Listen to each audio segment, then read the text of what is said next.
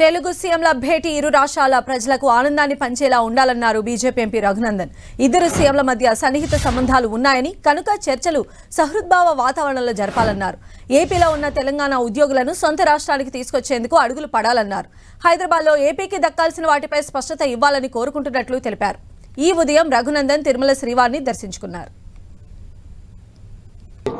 రెండు రాష్ట్రాల ముఖ్యమంత్రుల సమావేశంలో జరగబోతున్నటువంటి సమావేశ ఫలితాలు రేపు ఉభయ రాష్ట్రాల ప్రజలకి ఆనందాన్ని పంచే రీతిలో ఉండాలని చెప్పి నేను ఇరు రాష్ట్రాల ముఖ్యమంత్రులకి సవినయంగా అప్పీల్ చేస్తా ఉన్నాను.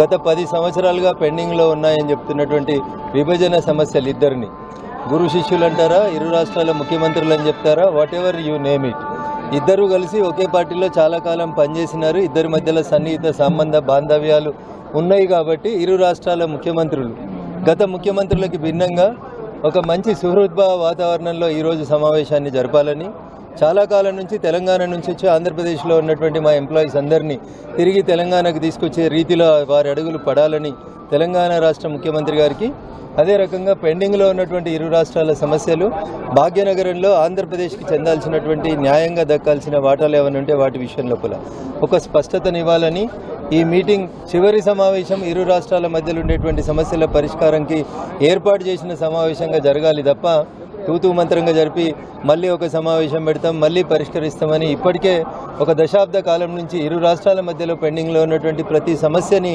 పరిష్కరించే దిశగా ఈ సమావేశం జరుగుతుందనేటువంటి సంపూర్ణమైనటువంటి ఆశాభావాన్ని నేను వ్యక్తం చేస్తా ఉన్నాను.